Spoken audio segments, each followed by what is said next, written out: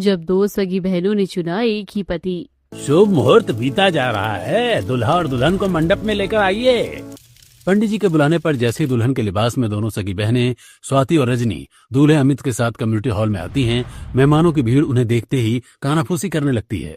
मंडप एक है, दूल्हा एक है, लेकिन दुल्हनें दो हैं। ये कैसी शादी है, दूल्हा एक और दुल्हन दो? अरे तुमको पता नहीं, इन दोनों सगी बहनों ने एक ही पति चुना है। अब तो बस यही देखना बाकी रह गया था दुनिया में। वैसे आपके मन में भी यही सवाल होगा कि आखिर दो सगी बहनों ने एक ही पति चुन कैसे लिया। इस सवाल के जवाब के लिए आपको कहानी में थोड़ा पीछे चलना होगा। थोड़ा पीछे नहीं, बल्कि उस दिन जिस दिन अमित अपनी मम्मी पापा के साथ स्वाति को देखने उसके घर आया हुआ था। सारी बातें कही जा रही थी, लेकिन तभी अचानक स्वाति खड़ी होती है और देखिए, आप में से कोई कुछ फैसला ले, उससे पहले ही मैं अपना फैसला सुना देती हूँ। मैं एक स्टाइलिश और मॉडर्न लड़की हूँ और मैं अपना लाइफ पार्टनर ऐसा सिंपल लड़का बिल्कुल नहीं चुन सकती। मुझे अपना लाइफ पार्टनर अपनी ही तरह स्टाइलिश और मॉडर्न चाहिए। स्वाति की बात सुनते ही अमित की माँ कंचन एकदम से खड़ी हो जाती है और अच्छा हुआ भाई साहब, आपकी बेटी ने वक्त रहते अपने मन की बात हमें बता दी। अगर रिश्ता पक्का होने के बाद बताती तो समाज को क्या जवाब देते हम और आप। कंचन राघव और अमित को लेकर वहाँ से चली जाती है। ये क्या किया तूने स्वाति? इतना अच्छा लड़का था, उसका खुद का बिजनेस था और तूने ऐसे बेइज्जत किया जाता है मेहमानों को। आपने सुनी नहीं उनकी बातें? क्या बोल रहे थे वो? बिजनेस तो था लेकिन छोटा, और लड़के में और मुझ में थोड़ी भी तो मैचिंग होनी चाहिए थी ना। बिल्कुल भी स्टाइल सेंस नहीं था उसमें। तो अब अगली बार से मेरे लिए लड़का चुनने से पहले इस बात का ध्यान रखना कि वो थोड़ा अमीर हो ताकि मेरे खर्चे उठा सके, और थोड़ा स्टाइलिश हो ताकि हमारी जोड़ी जम सके। उस दिन तो स्वाति के रिजेक्ट करने के बाद अमित अपने मम्मी पापा के साथ घर लौट गया था, लेकिन 6 महीने बाद अमित की मुलाकात स्वाति की बहन रजनी से होती है। उस दिन रजनी हमेशा की तरह स्कूल की छुट्टी होने के बाद क्लास सेकंड के छोटे छोटे बच्चों को एक लाइन में खड़ा करके स्कूल ग्राउंड में खड़ी बसेस में चढ़ा रही थी। तभी एक शरारती बच्चा लाइन तोड़कर भागकर खुले हुए दरवाजे से सड़क पर आकर अमित से टकराकर गिरने ही वाला होता है कि अमित उसे पकड़ लेता है। हड़बड़ाई रजनी भागती हुई स्कूल के बाहर आती है और मेरे बच्चे को संभालने के लिए थैंक यू सो मच। एक झलक में ही रजनी अमित को पहचान लेती है। और उस दिन मेरी बहन ने जो भी कहा उसके लिए मैं अपनी तरफ से सॉरी बोलती हूँ। क्या आपका बच्चा? अरे नहीं, ये मेरा स्टूडेंट है, मैं टीचर हूँ, यहाँ इसी स्कूल में पढ़ाती हूँ। ओह अच्छा। और जहाँ तक उस दिन की बात है, वो आपकी बहन का आपका डिसीजन था, उसके लिए आप मुझे सॉरी मत बोलो। चिंटू को लेकर रजनी जैसे ही मुड़ती है वैसे ही। वैसे लगता नहीं कि आप दोनों सगी बहनें हो। What do you mean? मेरा मतलब है कि आपकी बड़ी बहन स्टाइलिश और मुंहफट हैं और आप इतनी सीधी सादी और सिंपल हैं। दोनों में बहुत अंतर है। तो क्या हुआ? हम दोनों बहनें भले ही पर्सनैलिटी से अलग हैं, लेकिन हम दोनों की जान बसती है एक दूसरे में। अमित की बात का जवाब देकर रजनी चिंटू को अपने साथ ले जाती है और स्कूल बस में बैठाकर खुद ऑटो करके घर के लिए निकल पड़ती है। घर पहुंचकर रजनी सीधे अपनी बहन स्वाति के कमरे में जाती है और उसे अमित से हुई मुलाकात के बारे में बताती है। तुम्हें उसे सॉरी बोलने की कोई जरूरत नहीं थी रजनी, मुझे लगा तो मैंने बोल दिया। ठीक है, अच्छा सुनो, क्या तुम्हारे पास 5,000 रुपए हैं? मुझे कुछ कॉस्मेटिक्स लेने हैं। अपनी बड़ी बहन के एक बार कहने पर ही रजनी पर्स में से 5,000 रुपए निकाल कर उसे दे देती है। अपनी बहन से पैसे लेकर स्वाति मार्केट निकल जाती है। वैसे अब तक आप स्वाति और रजनी को जान गए और समझ ही गए होंगे। ऐसे ही कई दिन बीत जाते हैं। फिर एक दिन दोपहर के समय स्कूल की छुट्टी होने के बाद रजनी जब स्कूल से बाहर खड़ी होकर ऑटो का इंतजार कर रही थी, तभी एक लग्जरी कार आकर रजनी, वो कार किसी और की नहीं बल्कि अमित की थी। आपको कहाँ जाना है? मैं छोड़ दूं? मैं ऑटो से चली जाऊंगी। मैं ऐसा वैसा लड़का नहीं हूँ, शरीफ लड़का हूँ। मैं शराफत से आपको घर छोड़ दूंगा। रजनी थोड़ा सोचती है और फिर कार का दरवाजा खोलकर अमित के बगल में बैठ जाती है। उस दिन आपने मुझे सॉरी बोला था ना, वो मुझे बिल्कुल भी अच्छा नहीं लगा था, क्योंकि आपकी बहन ने अपने दिल की सुनी थी। हाँ, मेरी बहन को थोड़ा पैसे वाला और मॉडर्न स्टाइलिश लड़का चाहिए। उसकी अपनी सोच है। सबकी अपनी अपनी सोच और पसंद होती है। मुझे भी सिंपल ही लड़की चाहिए, बिल्कुल आपकी जैसी। अच्छा, वैसे मैं भी यही चाहती हूँ कि मेरी शादी किसी सिंपल लड़के से हो जाए जिसमें दिखावा बिल्कुल भी ना हो। और अगर वो पैसे हो तो? लड़का पैसे वाला हो या ना हो, इससे मुझे कोई फर्क नहीं पड़ता, बस वो मुझे प्यार करे और मेरी इज्जत करे। रजनी और अमित की बातें पूरी नहीं हो पाती और रजनी की कॉलोनी आ जाती है। ठीक है, आप मुझे यहीं उतार दो, मैं यहाँ से पैदल चली जाऊंगी, क्योंकि अगर कॉलोनी वालों ने मुझे आपके साथ देख लिया तो पता नहीं कैसी कैसी बातें बनाने लगेंगे, और मुझे फालतू की बातें बिल्कुल भी पसंद नहीं है। रजनी की बात मानकर अमित गाड़ी रोक देता है। ठीक है, आज मैं आपसे ज्यादा बातें नहीं कर पाया, लेकिन मैं आपसे और बातें करना चाहता हूँ, तो क्या हम किसी और दिन कॉफी शॉप में मिल सकते हैं? रजनी कार का दरवाजा खोलकर कार से बाहर निकलती है और दरवाजा बंद करते हुए अमित की बात का जवाब देती है। वैसे मुझे आपसे मिलना तो नहीं चाहिए, क्योंकि आपका रिश्ता मेरी बहन के लिए आया था, और सिर्फ कॉफी पियेंगे और कुछ बातें करेंगे, एक दोस्त की तरह। चलो ठीक है, संडे के दिन मिलते हैं।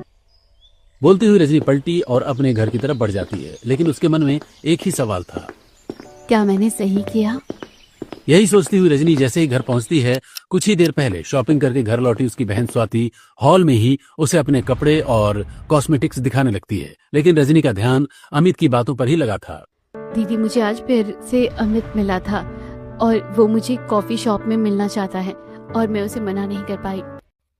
तो इसमें इतना परेशान होने वाली कौन सी बात है? मैंने अमित को नापसंद कर दिया था तो इसका मतलब ये थोड़ी है कि वो लड़का अच्छा नहीं है। अगर तुम्हें अमित अच्छा लग रहा है या तुम उसको अच्छी लग रही हो तो इस बात से मुझे कोई दिक्कत नहीं है, और इस बात से भी बेफिक्र रहो कि घर वालों को कोई दिक्कत होगी, मैं सब संभाल लूंगी। अपनी बड़ी बहन स्वाति की हरी झंडी मिलते ही रजनी संडे की दोपहर अमित से कॉफी शॉप में मिली। रजनी ने सिंपल सा सलवार सूट पहना हुआ था और अमित क्लासिक जेंटलमैन के लुक में था।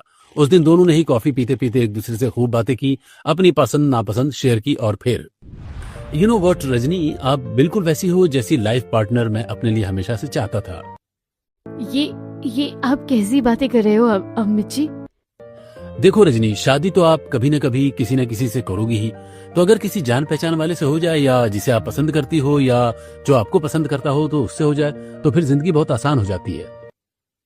अमित की बात सुनकर रजनी अपना पर्स उठाती है और कॉफी शॉप से बाहर निकल जाती है। जिस समय अमित रजनी से अपने दिल की बात कर रहा था, ठीक उसी समय रजनी के घर में उसके मम्मी पापा के बीच एक अलग ही बहस छिड़ी हुई थी। सरस्वती, हमारी दोनों बेटियां जवान हो गई हैं, दोनों की शादी करनी है, कैसे शादी करें, कहाँ शादी करें, कुछ समझ नहीं आ रहा है।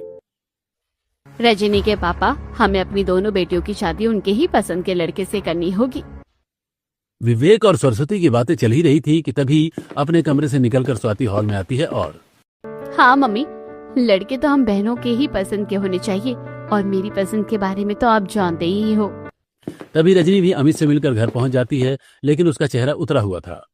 लो, रजनी भी आ गई। रजनी से भी पूछ लो कि उसको कैसा पति चाहिए। मैं अभी बहुत थकी हुई हूँ, मैं आपसे बाद में बात करूंगी।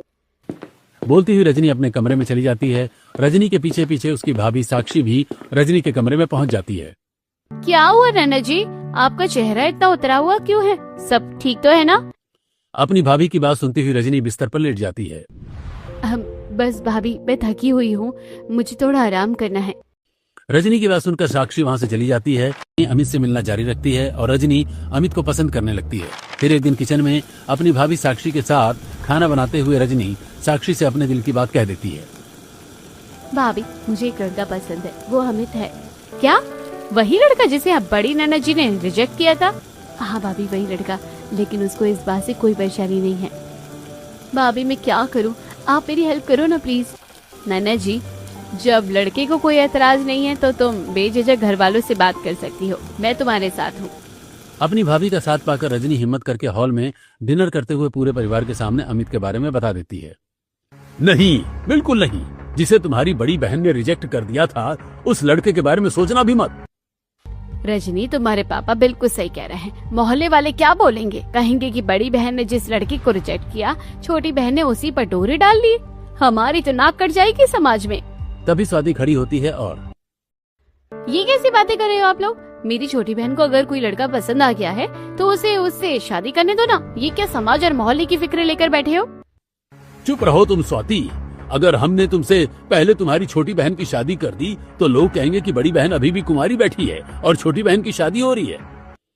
लोगों का क्या है, वो तो ये भी कहेंगे कि बड़ी बहन के रिजेक्ट करने के बाद लड़के ने छोटी बहन को फंसा लिया। तो लोगों के बारे में फालतू मत सोचो पापा। जिस समय अमित को लेकर रजनी के घर में घमासान मचा हुआ था, ठीक उसी समय अमित ने जब अपने घर में अपने मम्मी पापा से रजनी के बारे में बताया तो देख बेटा, रजनी की बड़ी बहन ने तुझे बुरी तरह से रिजेक्ट किया था, तो अब अगर तू उसकी छोटी बहन से शादी करेगा तो कहीं लोग बातें ना बनाने लग जाए। बेटा थोड़ा सोच समझ के ही फैसला लेना। देखिए पापा, मुझे समाज के लोगों की कोई परवाह नहीं है। मैं बस ये जानना चाहता हूँ कि मुझे जैसी लड़की चाहिए, आपको जैसी बहू चाहिए, रजनी बिल्कुल वैसी ही है। ठीक है बेटा, अगर तुमने इतना कुछ सोच लिया है, समझ लिया है, तो फिर हमें कोई दिक्कत नहीं है। तुम्हारी खुशी में ही हमारी खुशी है। अमित के मम्मी पापा के उलट रजनी और मम्मी पापा काफी समझाने के बाद रजनी और अमित की शादी के लिए तैयार हुए थे। और फिर उस दिन के ठीक 2 महीने बाद अमित और रजनी की शादी का मुहूर्त निकलता है। शादी तय होने के बाद अमित रजनी को मिलने बुलाता है, लेकिन नर्वस रजनी अपनी बहन स्वाति के कमरे में जाकर उसे भी अपने साथ चलने को कहती है। दीदी, अमित ने मुझे मिलने के लिए बुलाया है, मैं बहुत नर्वस हूँ, अकेले कैसे जाऊँ? तुम ही मेरे साथ चलो ना प्लीज। उफ, तुम भी ना। ठीक है, अगर तुम बोलती हो तो मैं चलती हूँ तुम्हारे साथ। स्वाति अपना सबसे बेहतरीन और स्टाइलिश अवतार लेकर रजनी के साथ ऑटो से मॉल पहुंचती है। जैसे ही स्वाति रजनी के साथ ऑटो से उतरती है, अमित को स्टाइलिश कोट पैंट पहने एक बहुत बड़ी और महंगी कार के पास खड़ा देखकर उसकी आंखें फटी की फटी रह जाती हैं। क्या ये वही लड़का है जिसे मैंने मना किया था? क्या दीदी, आप भी अमित को नहीं पहचान पा रही हो? ये अमित इतनी जल्दी इतना स्टाइलिश और इतना हैंडसम कैसे हो गया? दोनों बहनें आपस में बात करती हुई अमित के पास पहुंच जाती हैं। अरे स्वाति जी, आप भी साथ में आई हैं? हाँ, मेरी बहन मुझे अपने साथ ले आई है। अमित दोनों बहनों को मॉल के अंदर ले जाता है। स्वाति की गिद्ध जैसी नजरें अमित की महंगी घड़ी, महंगे जूतों और ब्रांडेड कपड़ों पर टिक जाती है, लेकिन रजनी को सिर्फ अमित का साथ चाहिए था। रजनी अमित का हाथ पकड़े हुए पूरा मॉल घूमती है। तभी अमित, रजनी और स्वाति क्लॉथ स्टोर में जाते हैं। रजनी, तुम्हें जो पसंद आए वो ले लो। अच्छा अमित जी, सिर्फ अपनी होने वाली वाइफ को ही शॉपिंग करवाओगे, मुझे नहीं करवाओगे क्या? अरे स्वाति जी, ऐसी बात नहीं है। आपको जो लेना है आप भी वो ले सकती हैं। स्वाति बेशर्मी से 3 महंगी महंगी ड्रेसेस और उनकी मैचिंग एक्सेसरीज ले लेती है। और जब अमित और रजनी के साथ साथ बिलिंग काउंटर पर जाती है तो ड्रेसेस पर लगे प्राइस टैग देखकर हैरानी का नाटक करती है। अमित जी, मैंने तो कुछ ज्यादा ही महंगी ड्रेसेस पसंद कर ली है। अरे नहीं नहीं, और लेना है तो और ले लो, कोई टेंशन नहीं है। अमित जी, आपने तो बताया था कि आपका बिजनेस छोटा सा है, तो इतने छोटे से बिजनेस में इतने पैसे कैसे कमा रहे हो? कहीं 2 नंबर का धंधा तो नहीं करते हो आप? अरे ऐसी बात नहीं है स्वाति जी, पहले बिजनेस छोटा था, लेकिन अब वही छोटा बिजनेस 10 गुना ज्यादा बड़ा हो गया है और मैं उसे भी और आगे बढ़ा रहा हूँ, समझिए आप। अमित की बात सुनकर स्वाति का मुंह खुला का खुला रह जाता है। अमित से मिलकर और शॉपिंग करके दोनों बहनें घर आकर हॉल में अपनी भाभी साक्षी को शॉपिंग बैग से ड्रेसेस निकालकर दिखाती हैं और मॉल में जो भी हुआ एक एक बात बताती हैं। भाभी, आपको पता है, मैं किसी भी चीज पर हाथ रख रही थी ना, तो अमित जी ये नहीं देख रहे थे कि उसकी कीमत कितनी है, बस बोल रहे थे ये ले लो, वो ले लो, इसे भी ले लो, इसे भी ले लो। और यहाँ तक कि उन्होंने दीदी को भी ढेर सारी शॉपिंग करवाई। मुझे तो अभी तक यकीन नहीं हो रहा कि वो वही लड़का था जिसे मैंने रिजेक्ट किया था। इतना हैंडसम, इतना स्टाइलिश, इतना रिच। काश मैं तब मना नहीं करती। स्वाति और रजनी अपने अपने शॉपिंग बैग लेकर अपने अपने कमरे में चली जाती हैं। फिर रात में डिनर करने के बाद दोनों बहनें छत पर खुले आसमान में चांद के इर्द गिर्द चमक रहे तारों के नीचे मिलती हैं। दीदी, मेरी तो किस्मत खुल गई। मैंने जैसा सोचा था उससे भी अच्छा लड़का मिल गया है मुझे। तभी रजनी का फोन बजता है। रजनी के बोलने से पहले ही अमित बोल पड़ता है।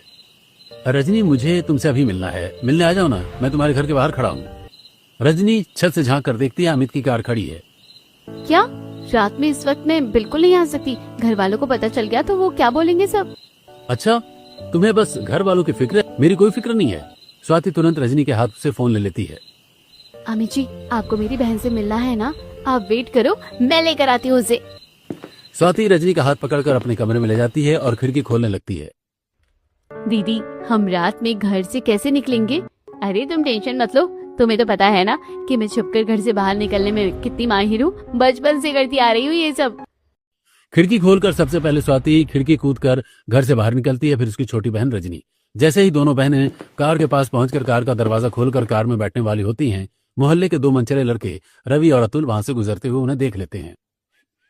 वाह, एक लड़के के साथ 2 लड़कियां, क्या किस्मत है आपकी भाई साहब, मजे तो आपके ही हैं। रवि की बात सुनकर स्वाति पलटती है और रवि का कॉलर पकड़ लेती है। क्या बोला बे तूने? फिर से बोल। सही तो बोला, गलत क्या है? अतुल की बात सुनकर रजनी आगे बढ़ती है और अतुल को एक जोरदार थप्पड़ जड़ देती है। क्या बोला मेरी बहन के बारे में?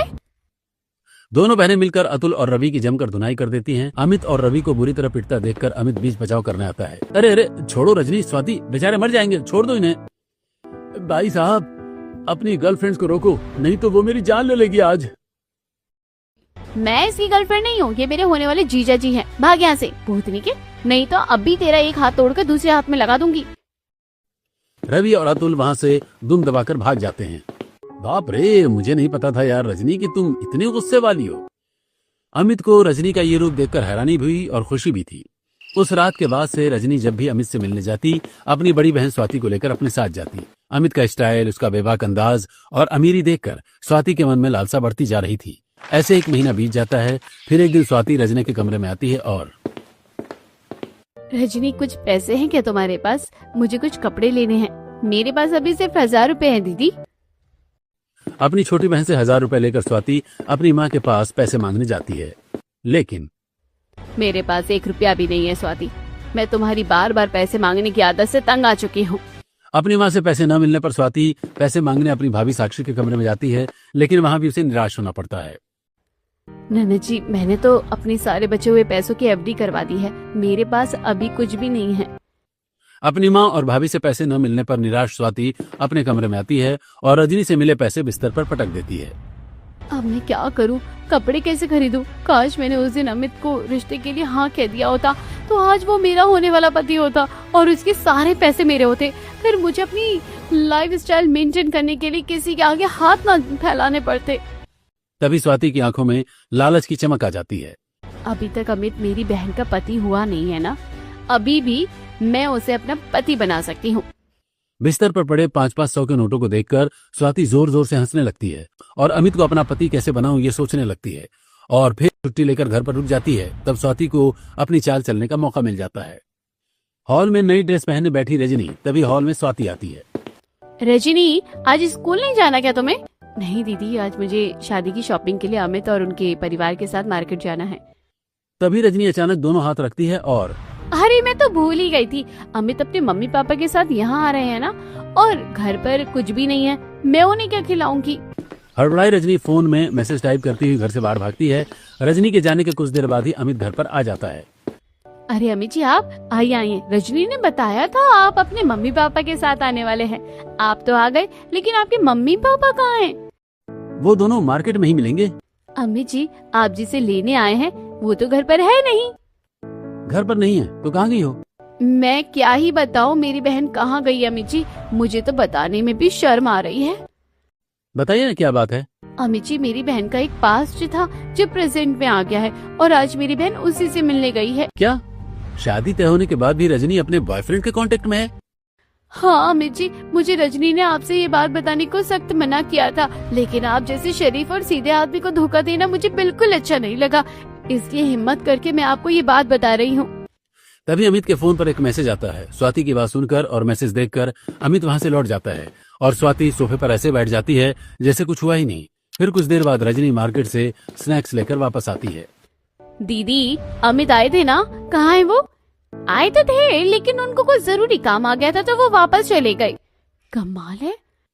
शादी के दिन जैसे जैसे नजदीक आ रहे थे, स्वाति की इनसिक्योरिटी बढ़ती जा रही थी और वो अमित को अपना पति बनाने की हर मुमकिन कोशिश करने लगती है। एक सुबह जब रजनी अपने कमरे के बाथरूम में थी, तब स्वाति चुपके से रजनी के कमरे में जाकर उसके फोन से अमित का नंबर निकालकर अपने कमरे में जाती है और अमित को कॉल करती है। अमित जी, मुझे आपसे एक बहुत जरूरी बात करनी है, प्लीज पार्क में मिलने आ जाओ। स्वाति की बात मानकर अमित शाम के समय स्वाति से मिलने पार्क में पहुंच जाता है। स्वाति बहुत ही स्टाइलिश कपड़ों में पार्क पहुंचती है और बेंच के पास खड़े अमित के पास जाकर उसे गले लगा लेती है। मुझे माफ कर देना अमित, मैंने सोचा कि मैं आज के जमाने की मॉडर्न लड़की हूँ तो मैं अपना लाइफ पार्टनर भी मॉडर्न लड़का ही चुनूंगी, इसलिए मैंने उस दिन तुम्हें मना कर दिया था। लेकिन अब मुझे अपनी गलती का एहसास हो रहा है, मैं तुम्हारे बिना नहीं जी सकती। मैं भी अपने लिए एक मॉडर्न लाइफ पार्टनर ही चाहता था स्वाति, लेकिन जब तुमने मना कर दिया तो मैं थोड़ा निराश हो गया था। फिर मुझे लगा कि अगर मैं तुम्हारी बहन से शादी कर लूंगा तो कम से कम तुमसे रिश्ता जुड़ जाएगा और मैं जिंदगी भर तुम्हारे कांटेक्ट में रहूंगा। अमित, जैसे जैसे शादी के दिन नजदीक आ रहे हैं वैसे वैसे मेरा दिल घबरा रहा है। मैं आपसे दूर नहीं जाना चाहती। ऐसा नहीं हो सकता क्या कि आप मेरी बहन को छोड़कर मुझसे शादी कर लो? अगर ऐसा हो सकता है तो मैं बिल्कुल ऐसा ही करूंगा। मुझे भी तुम ही चाहिए। अमित की बात सुनकर खुशी से चहकती हुई स्वाति पार्क से सीधा घर आती है और हॉल में रिश्तेदारों के साथ बैठे अपने मम्मी पापा और भैया भाभी को नजरअंदाज करके सीधा रजनी के कमरे में पहुंच जाती है। रजनी उस समय ससुराल ले जाने के लिए कपड़े बैग में पैक कर रही थी। रजनी, मुझे नहीं लगता कि अमित जी तेरे साथ खुश रहेंगे। तुम कैसी बातें कर रही हो दीदी? तुमने ही तो कहा था कि अमित जी मेरे लिए एकदम परफेक्ट है। हाँ, तब मैंने बोला था क्योंकि तब मैं अमित जी को जानती नहीं थी, लेकिन अब मैं अमित को अच्छी तरह से जान गई हूँ। वो बहुत मॉडर्न और स्टाइलिश है और तुम तो बिल्कुल सादी सिंपल सी हो। अमित को तो मेरे जैसी खूबसूरत और मॉडर्न बीवी मिलनी चाहिए। अच्छा, मैं आपकी बात का मतलब समझ गई दीदी। कहीं अब आप तो अमित जी से शादी नहीं करना चाहती? हाँ रजनी, मुझे अमित पसंद आ गया है और वो भी मुझे पसंद करता है। तो क्या तुम? दीदी देखो, मैंने हमेशा आपको अपनी बड़ी बहन से बढ़कर माना है, तो आपकी हर बात मानी है, लेकिन इसका मतलब ये नहीं कि आप मेरे होने वाले पति के बारे में ऐसा सोचो। अमित मेरा है। इस बात से अनजान की वो भी मुझे पसंद करता है। तो क्या तुम? दीदी देखो, मैंने हमेशा आपको अपनी बड़ी बहन से बढ़कर माना है, तो आपकी हर बात मानी है, लेकिन इसका मतलब ये नहीं कि आप मेरे होने वाले पति के बारे में ऐसा सोचो। अमित मेरा है। इस बात से अनजान की कमरे में दोनों बहनों के बीच पति को लेकर घमासान मची हुई है। हॉल में मेहमानों के साथ बैठे उनके घर वाले रजनी और अमित की शादी धूमधाम से कैसे हो, इस बात की प्लानिंग कर रहे थे। डेकोरेशन और खाने में कोई कमी नहीं होनी चाहिए, रजनी की शादी धूम से करेंगे। तभी दोनों बहनें बहस करती हुई हॉल में आती हैं। देखो दीदी, आप जैसा बोल रही हो वैसा बिल्कुल भी नहीं हो सकता। देख बहन, ऐसा हो सकता है, क्योंकि अगर ऐसा नहीं हुआ तो ना तो तुम खुश रह सकती हो और ना ही तुम्हारा पति, क्योंकि अमित मुझे पसंद करता है, तुम्हें नहीं। तो तुम अमित से शादी न करो, मुझे कर लेने दो। हॉल में सन्नाटा छा जाता है। सब एक दूसरे का मुंह ताकने लगते हैं। हे राम, ये क्या मैं सुन रही हूँ? एक बहन के पति को दूसरी बहन भी पसंद कर रही है। स्वाति, पागल हो गई है तू? पागल नहीं हुई हूँ मम्मी, मैं सारी बातें शादी से पहले क्लियर कर रही हूँ, क्योंकि मैं शादी के बाद कोई हंगामा नहीं चाहती। बस दीदी, बहुत हो गया, मैं आपको अपना पति नहीं दे सकती। मैं भी देखती हूँ कि तुम अमित से शादी कैसे करती हो।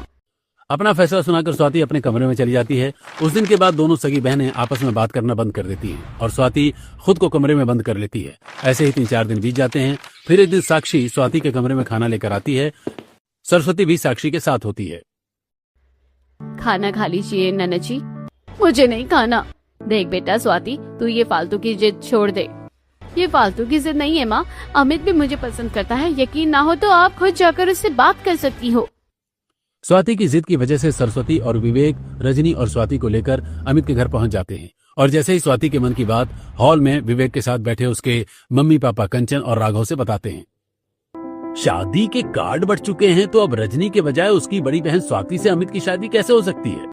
अमित अपने मम्मी पापा और स्वाति की तरफ देखता है और मम्मी पापा, मैं बहुत दिनों से आपसे ये बात बताना चाहता था कि मैं स्वाति से शादी करना चाहता हूँ, लेकिन हिम्मत नहीं जुटा पाया। लेकिन स्वाति की हिम्मत देखकर मुझ में भी हिम्मत आ गई।